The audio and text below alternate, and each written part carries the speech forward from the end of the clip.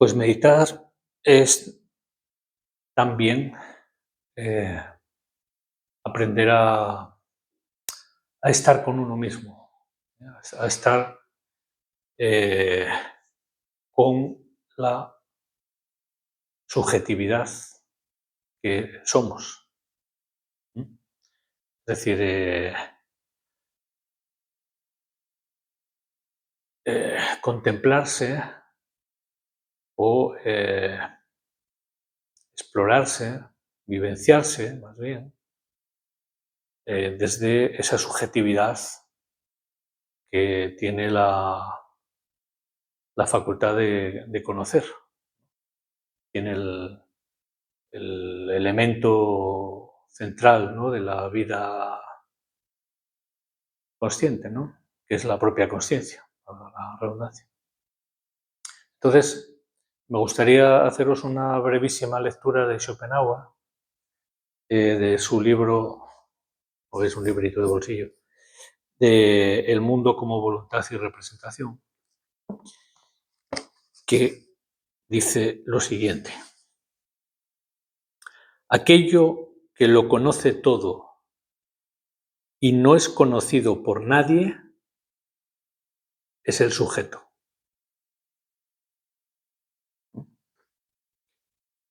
El él es, por lo tanto, el portador del mundo, la condición general, siempre presupuesta, de todo lo que se manifiesta, de todo objeto, pues lo que existe, existe solo para el sujeto. Como tal sujeto se encuentra a sí mismo cada cual, pero solo en tanto que conoce, no en tanto que es objeto de conocimiento.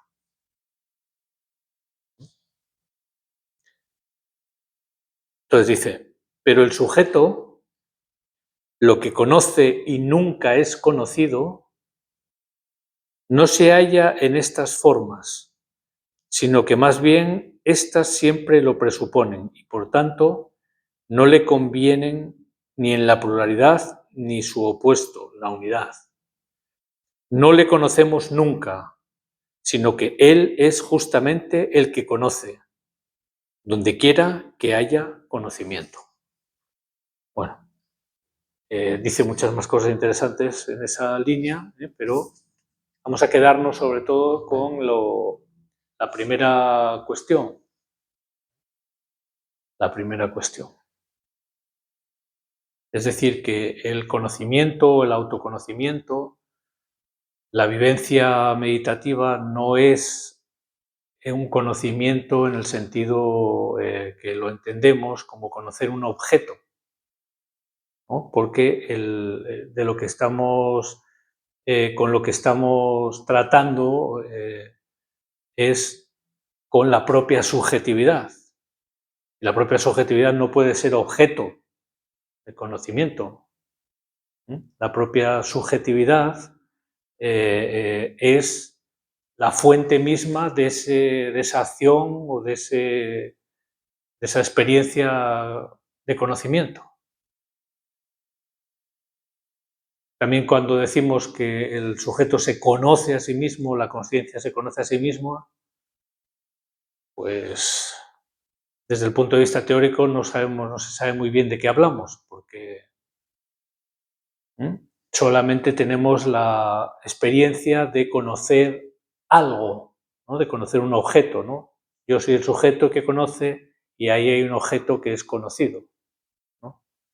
Entonces, la práctica meditativa rompe con esta cuestión. No buscamos un objeto, es decir,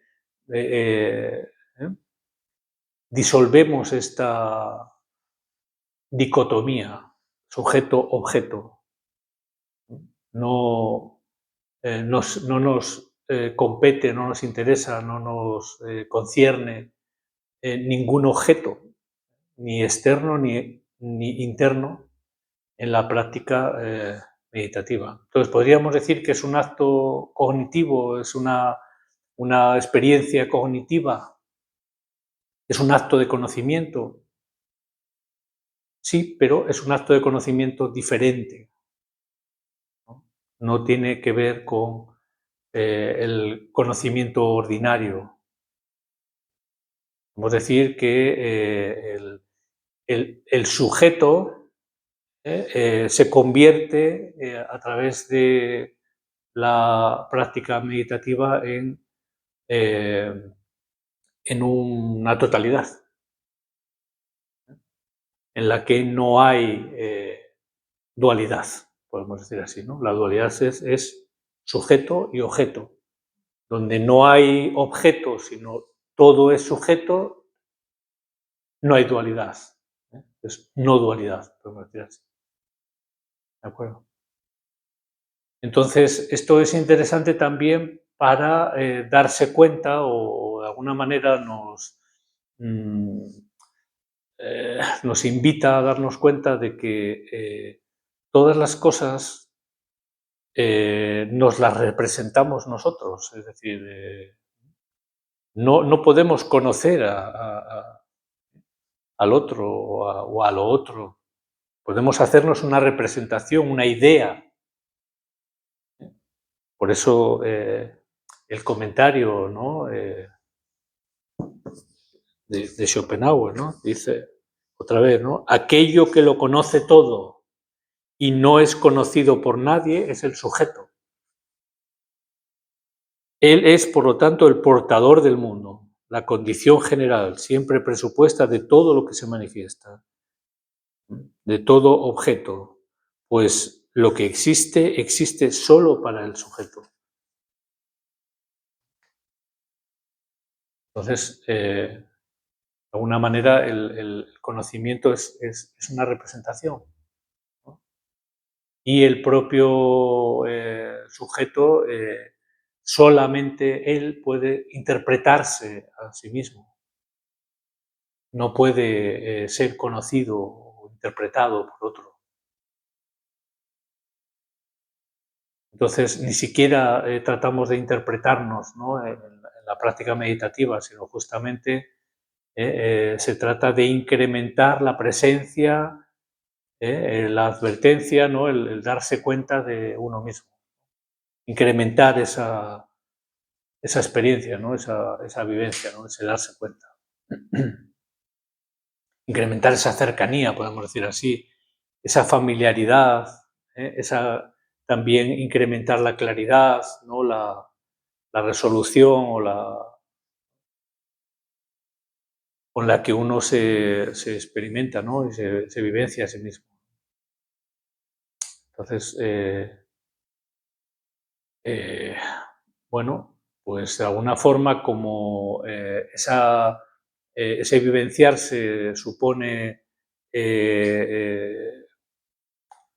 tomar distancia de todo tipo de representación, pues esto es el ejercicio, ahora sí podemos llamarlo así, para diferenciarlo del estado meditativo, el ejercicio meditativo, la acción meditativa o la práctica consiste en distanciarse una y otra vez de toda representación para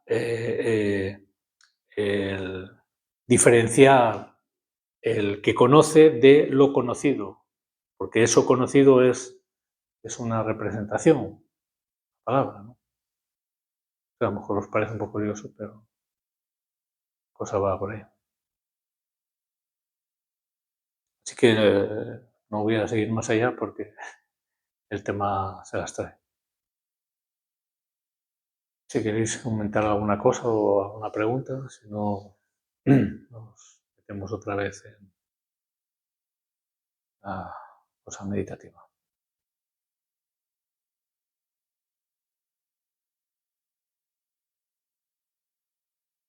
También podemos hacer el siguiente comentario,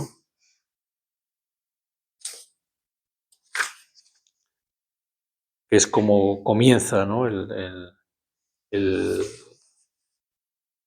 trabajo, ¿no? De la reflexión, ¿no? De Schopenhauer. Dice, el mundo es mi representación.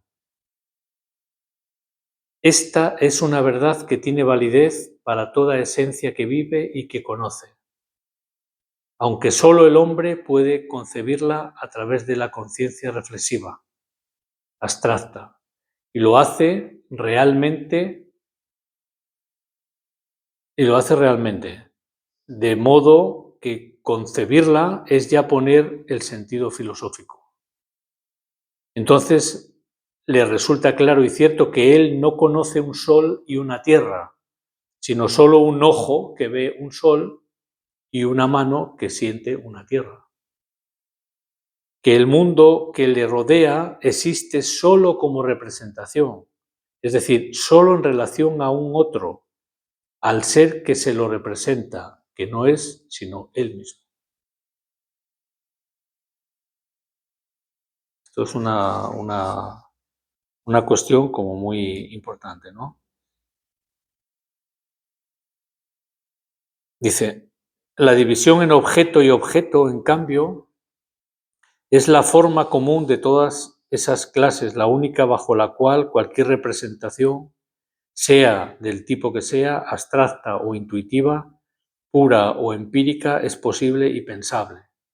Ninguna verdad es, pues, más cierta, más independiente de todas las demás y menos necesitada de prueba que esta. Todo lo que existe para el conocimiento, es decir, el mundo entero, solo es objeto en relación al sujeto, percepción del que percibe, en una palabra, representación. Es una cuestión que merece mucha, creo yo, ¿no? Mucha reflexión, ¿no? Porque ¿eh? Realmente vivimos en un mundo, o sea, el mundo humano, ¿no? La interacción, ¿no? Entre los humanos, etcétera, las sociedades humanas, pues son complicadas, ¿no? ¿no? En sus relaciones, precisamente, ¿no? Porque la capacidad de representarse que tiene la mente humana pues es muy amplia, ¿no? Y cada uno se hace una representación, ¿no? De las cosas que necesariamente difiere de la de otro, ¿no? Aunque haya cosas en común, haya influencias o condicionamientos en común, etc. Bueno.